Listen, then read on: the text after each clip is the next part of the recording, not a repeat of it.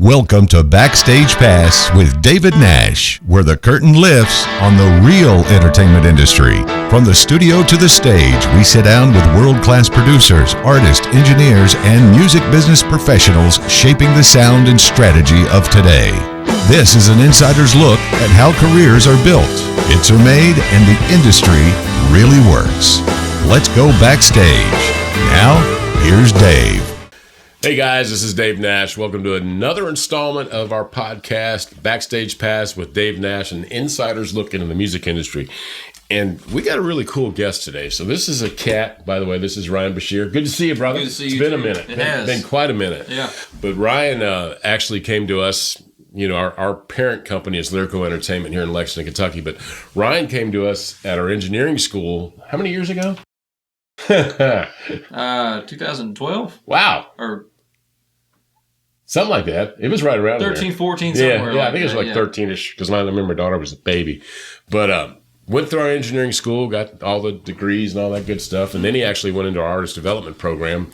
And man, we got you working and got a band behind you, and touring and all that good stuff. Like a rocket ever since, man. Yeah, man. So, and now you are where? You're originally from? Upton, Kentucky. So that's a huge town in Kentucky. What's the population? All 720. 720 people from Upton, Kentucky. But that's where he hails from, living now in Nashville. Well, north of Nashville. Go figure. Yeah, you don't want to live in downtown Nashville. Yeah. So, man, it's really good to have you here. And you are just like a prime example of what it means to work in the industry.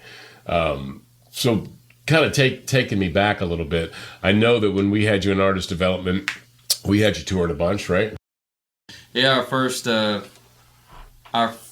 remember the first gig very well. Oh, boy. And it was just a straight shot to Alexandria, Virginia, and back. Yeah. And then Lexington the next night. And I remember Will telling me, he was like, well, I just wanted to see like if you could handle, going and playing, then driving all day, not getting much sleep and coming and playing the next night. And we did.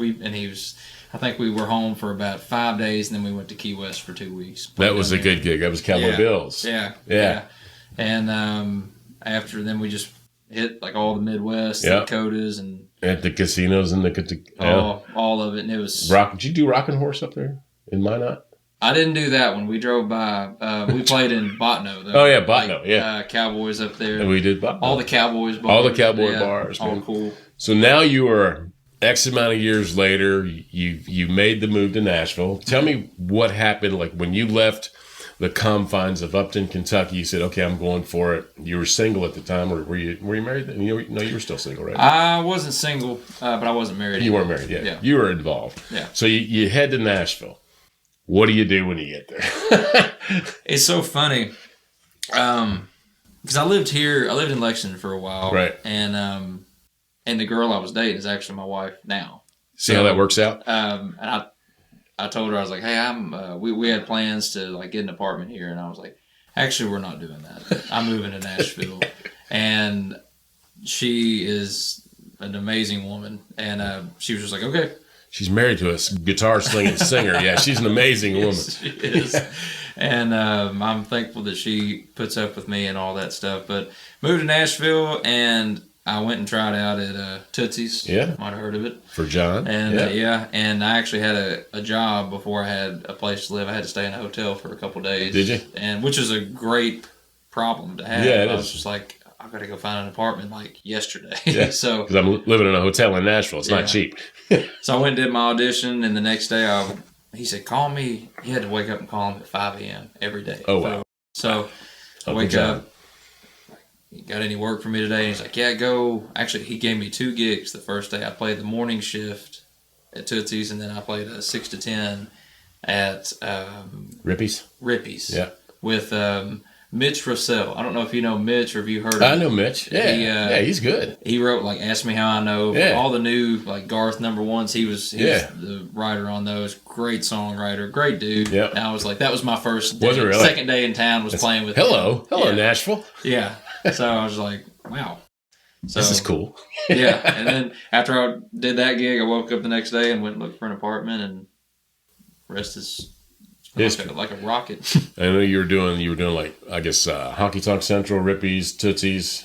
did that circuit for a while, and then kind of branched out and did like the Stage and those clubs. And I think I've almost played not the newer bars, but like all the traditional spots on Broadway and Nashville. Except Roberts. I don't know enough old country. Yeah. I love that bar. It's a cool bar. They're like, if you got to know at least 60 songs. Who's the Simo? Is that the guitar slinger did he play at Roberts? Is that his name? JD Simo? Yeah, Simo. Yeah. Yeah. He did. Woo. Oh man, I can't remember the guy. I should, but the guy that was in there, Don Kelly. Yeah. The Don Kelly band. Yeah, everybody's like, you got to go see Don Kelly. Sickness. Yeah. So you're hitting Nashville. You've gone through everything from learning how to be a recording engineer, sound engineer, lighting engineer, all of it that we teach here, and went through artist development. We had you out touring all over the country, and that worked. So you paid your dues. Then you hit Nashville, where you pay double dues. Yeah. And how long did you work Broadway? Up until a couple years ago. Really? Yeah, and I still go down there and play. It's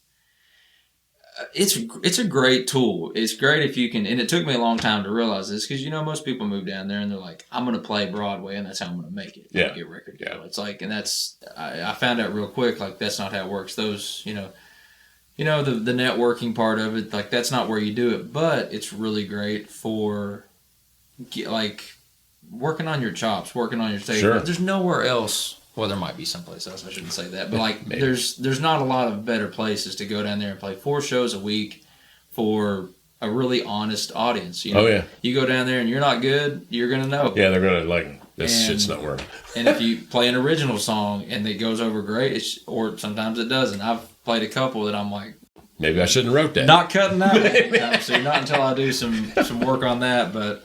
I played a couple originals down there, and I'm like, okay, this one's ready to go. I need to put this one out. So it's a good tool. It's good it made me a much better guitar player because there are some slingers down there. Well, because I remember when you first came with it, I was like, man, he's a pretty good guitar player. But now the stuff that I've watched online from you, your content is like, oh shit, he's a really good guitar player now. Thank you. Wow, he's really, and I mean, you advanced not only guitar playing, but vocally, you'd come, I think, miles from where you started out at. I kept getting, and Will gave me good advice. I've had good advice. A couple people told me it's like surround yourself with people that are better than you. Oh yeah, and I did to the point where it was like I would leave a show and it's like I would do my best, but it's like I would still be like kind of almost embarrassed. Right. Like it's like, man, I need to get better. Like I need to be better. I would hear videos back of me singing, and I'm like, oh god, turn that off.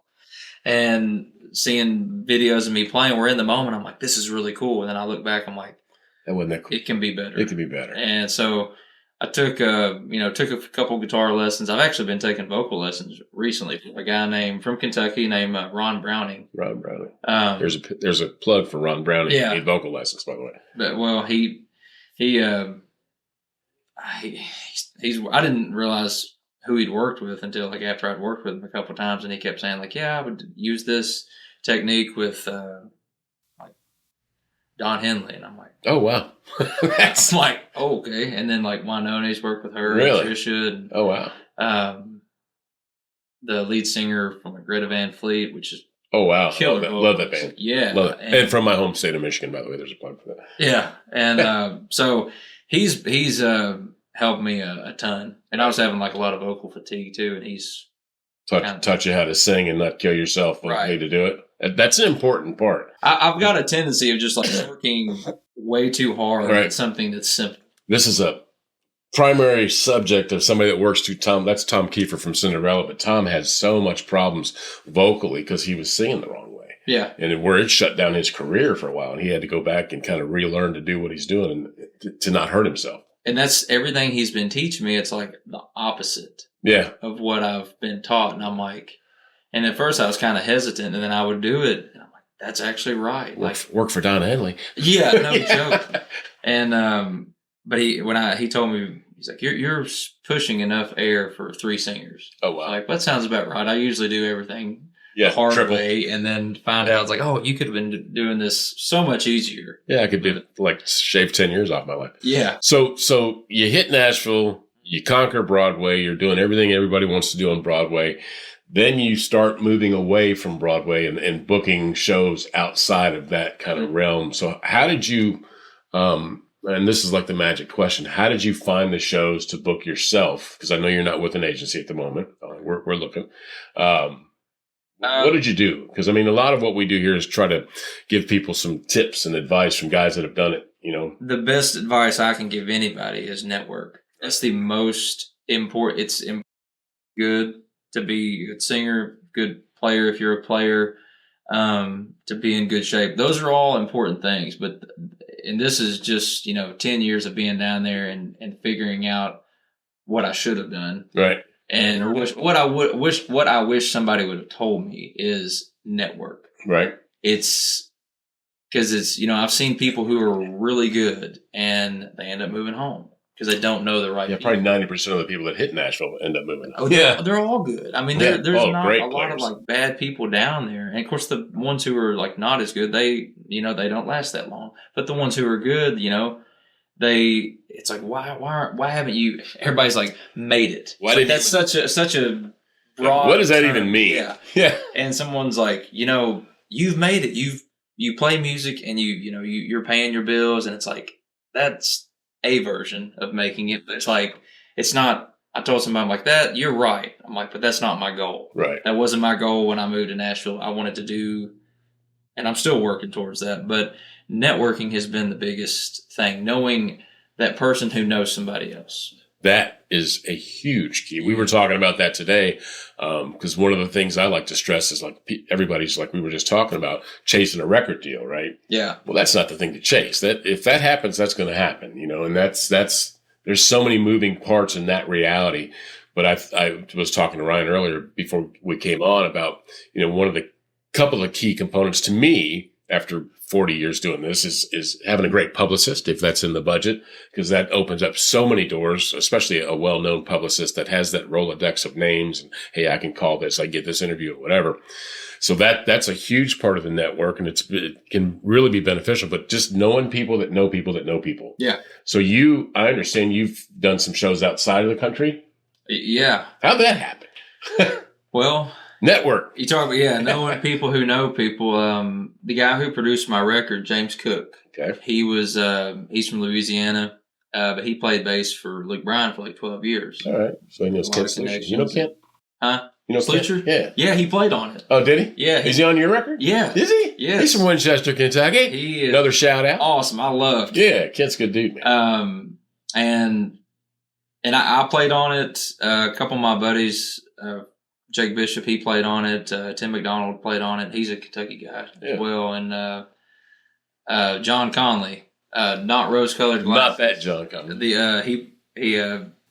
He's got a pretty good gig too. But he's a great player. But just meeting all those guys, and especially James, who some of the people he met when he was on tour, right, were friends, and they have a place down in Roatan, Honduras. So they're like, you all should. They had told him, like, you should come down and play this music festival. So he calls me and is like, hey, let's go to Roatan. Yeah. So we go down there, and we played it last year too, and it was good. But this year we went back. We kind of knew what to expect, and we had a really, really fun show, and more people knew the music. And if you go to Roatan, you can probably already hear my new record. I think they're already playing. Did they get a pre-release of?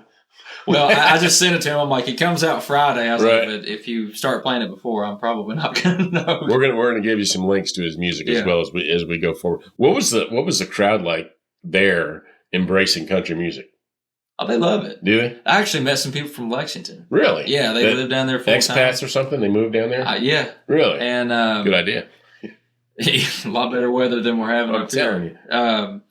But they love it. They just love having a good time. Yeah. It doesn't, because we do a lot of like classic rock too. We do like some Doobie Brothers, Led Zeppelin, Skynyrd, Zeppelin, all of it, and they embrace it all as long as it's good. Right. They like it. Yeah, it's the country music fan base is really a lot of it. People that are growing up on classic rock and things like that. Now they're embracing country music, or they dabbled in country music as they were in the 70s, 80s, whatever. But now they're like, oh man, this is good stuff. Yeah, just like we were talking about Aaron Lewis. this is a guy that was frontman for Stain. He said, okay, bye, Stain. Now he went country. Yeah. And boom.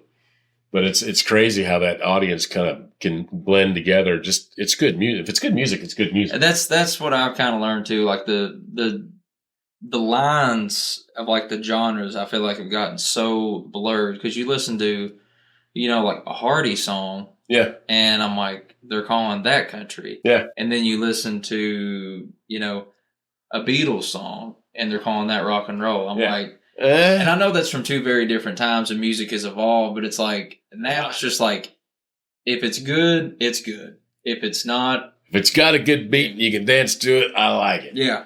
And Vince Gill, he said, like, not every number one is a hit and not every hit is a number one. I was like, that's great. Oh. Because, like, you hear some of the best songs in the world and you're like, it resonates with you for some reason. And it's on the B side. Right. Yeah. It's on some of those B-side Skinner songs, like On the Hunt. Oh, yeah. Oh, that's a great song. Favorite song. Oh, that's great. Man, I like that you like that. That's a good track, man. And no one's probably ever, like, we could go play that and be like, we wrote this, and people. Wow, you guys are good. Yeah. Kind of sounds like Skinner. Yeah.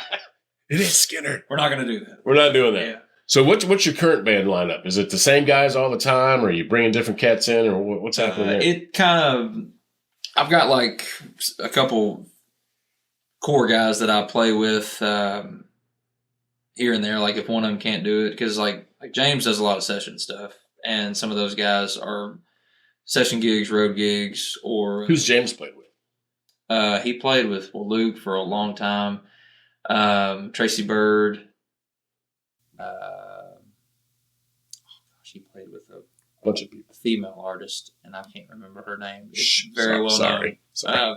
Carrie Underwood. No, not her. She's pretty well known. Steve Warner played with him for a while. So who have you shared the stage with as far as like A-listers and stuff like that? Well, you mentioned Kid Rock. I got to play with him down at his bar, and but that was fun. It was cool, and it's always cool because you hear your favorite artist on stage or like on records and they sound great, and then you're like, sometimes you hear him live and it's like, yeah. He's awesome. Is he? He sounds great. I've not seen him live. Man. I had like in-ears in, and of course he was using the lead singer's mic, and she sings soft. Right. He doesn't sing that. He blew it up. So it was like loud and proud in my ears, but it sounded good. I mean, he nailed it. And then Travis Tritt was up there too, and he sounds awesome. I love Travis. I love his voice. And we were playing at Tootsie's one night, and this big group of people comes in, and they're like, "Hey, here's tipped us like $100 or something. Like, it's Scotty's birthday. Can he get up and sing one?" I'm like, oh, man, like no. Who's Scotty? Yeah. And I was like, gosh, dude, this guy's probably gonna suck. And I don't know who he was. And I look back and it's Scotty McCreery. I'm like, absolutely. He could sing. Yeah. He's got a little bit of a big voice. Yeah. Is he a bass baritone cat? For sure. Yeah. But people all the time coming up like, hey, my buddy, he sings a karaoke band. I'm like, great. Yeah. It's going to kill my crowd or just make my crowd blow up. It's going to be one or two. Yeah. There's nothing in the middle. But every now and then it's like you get somebody like, oh, Scotty McCreery's in the crowd. Yeah, absolutely. Come on up. Come on up and play. And got to open for Winona in my hometown, and that was pretty cool. That was the first sold out show I ever got to play. Right. What's the biggest crowd you played in front of, you think? Could be Winona. That's a pretty big one. Well, that was like a 650 seat theater, which was big. Oh, that's done some festivals for a few thousand people, right. And that's a really cool feeling. How many records do you have out to date? I've got singles out. This will be my first official full record. I did an EP here a long time ago, and actually one of the songs that's on that EP, I've redone it. Just that was 10 years ago. And right, resurrected. Got a little bit better, I hope. And vocal training and guitar playing. So and I played on this one, and it's called "Shake Those Hips." But released that one, and it'll be coming out this Friday. And "Run and Shine" is actually another one. "Run and Shine." That sounds like a Kentucky song. So is that from life experience? Or? Yeah. I actually was writing it off that movie Lawless. Oh, really? That's a good one. Rewrote it for my hometown area. Right. So they're running and shine out of Upton. Yeah. In case anybody's wondering, No, we're not. We don't do Shine in Upton. That's just biasy. They do it down the road. So the record's due out when? This Friday. This Friday, available on all platforms. Mm-hmm. Is there video coming with any of the singles, or what's going on with that? No, not yet. In the works? I haven't had time to get a video done. Have you figured out, is there like a single off their album that's the single? Run and Shine will be the first Run and Shine's the single. You guys remember that? Run and Shine is going to be the single, and that sounds like it would be some really good video content. Yeah. Yeah. It's cool because we had a guy come in, and we had like happy accidents happen in the studio sometimes, and this was one of them. I thought it was going to be a solo section, and it ended up not working. So James was like, just write something else. Yeah. And I'm like, what? Yeah. And I'm like, it's done. It's been done for a long time. And so I ended up writing this part it was like a cop talking over the CB radio, setting up a roadblock and I named all these roads that are actually down in home. Roads down there. Yeah. And like one of them's called Raider Hollow Road. And I had never even heard of it until like I was looking in the air for just like cool road names. I'm like, that's a cool road.